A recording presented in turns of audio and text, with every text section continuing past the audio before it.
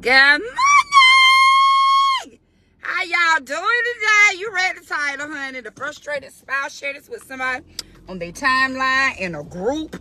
It is Tuesday and somebody messenger, honey. What do you do when you the frustrated spouse? Child, we all done been there. And one thing I have learned from being a former frustrated spouse is you cannot change other people.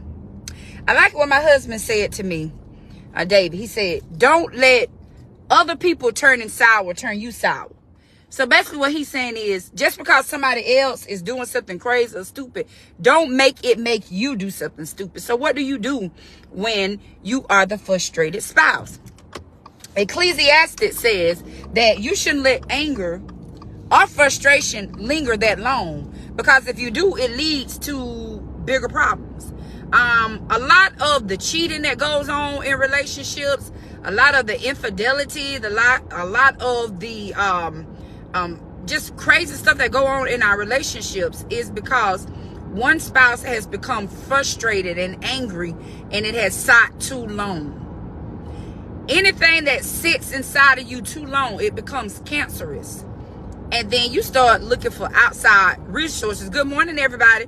You start looking for outside sources, outside pleasures, because you done got frustrated and don't know how to handle your frustration. You know, try to talk to the person about the frustration. You done went to the Lord about the frustration. So then the best next thing for you to do is to either go over there with Catherine or Ray Ray. But that's not so. That shouldn't be. But that's what happens. What do you do when you're frustrated with your spouse? How do you handle it? I know when I used to get overly frustrated, and sometimes I still get frustrated, but I'm talking about frustrated to the point that it provokes you to do something that's outside of your character. Valentine's Day coming up, and we still dealing with a lot of frustration, unhandled problems, unhandled issue.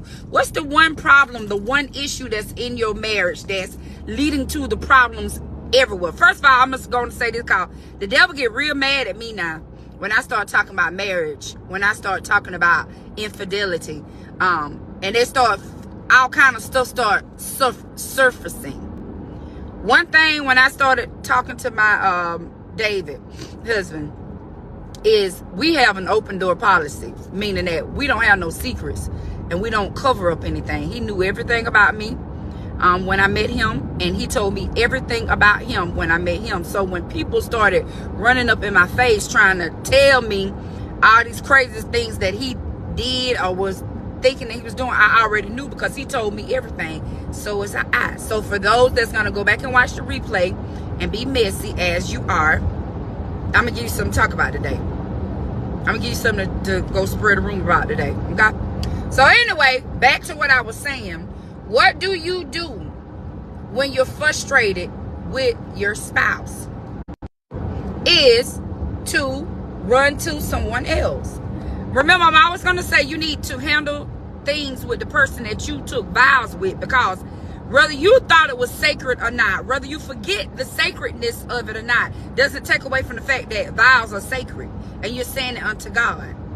So if you done did everything that you can do with the person, being frustrated, trying to work this out, trying to talk, the number one thing for a woman, we're going to say they don't know how to talk, they don't like to communicate, they don't share their feelings, blah, blah, blah, blah, blah. What you do? What do you do when you done got frustrated? What you don't do is go to someone else's bed, someone else's arms, someone else's, don't let another man, I say this, another woman shouldn't let another man be the person that she vents to. Don't vent to other men, vent to a woman. A man, don't vent to a woman, vent to a man. Because venting about something that you're frustrated about, your spouse, the person that you took vows with, only leads to somebody's legs open. That's all it's gonna lead to.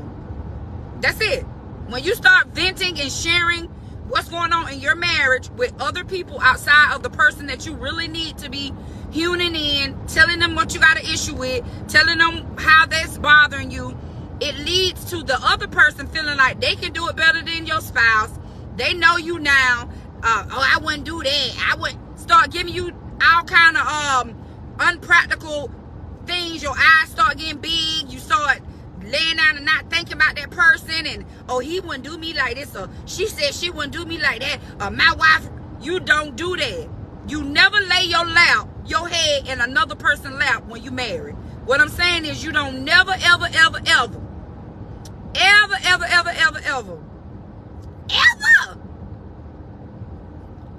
start telling another female about your wife. And wives, you don't never go tell another male about your husband. You don't do that.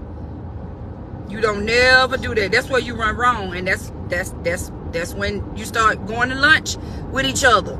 That's when y'all start hanging out with each other, because this person knows you better than your spouse, and it just goes left. So what you do with your frustrations is, you go to the person that you took vows with. I don't care if you don't want to talk about this.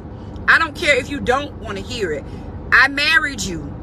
I don't have anybody else other than you to talk to about this situation, so I'm bringing it to you.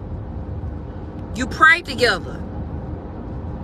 And I ain't always somebody, come on, babe, let's hold hands and go to the altar, because everybody ain't got no go to the altar kind of man. And everybody ain't got no go to the altar kind of woman. So you pray about it the best that you can. You just got to be practical. Don't be crazy, be practical. When you got with him, you know he wasn't going to church. You done started going to church. Now you want to try using it. We're not doing that.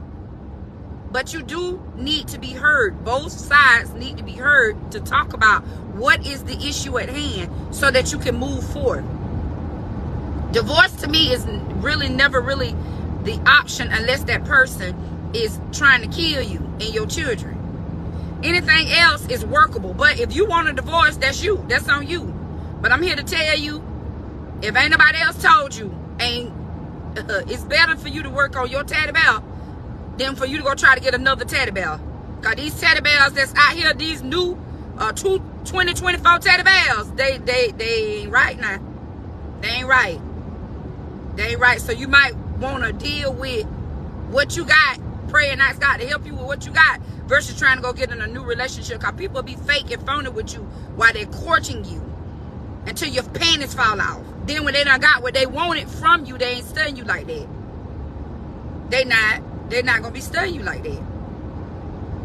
And they done got the jewel. Now you just a piece of meat, and they gonna treat you probably worse than what your husband was treating you. I remember I was thinking to myself in that last marriage, how I'm not saying I'm trying to go back or anything, but if the effort that I put into the affair, if I would have put that into fixing what I had, what would the results have been? Because I had entered into a worse thing. That's what I'm trying to tell you. Everything that glitter ain't. I gotta go cause my husband calling me. I'll talk to y'all tomorrow. Remember, deal with your frustration with your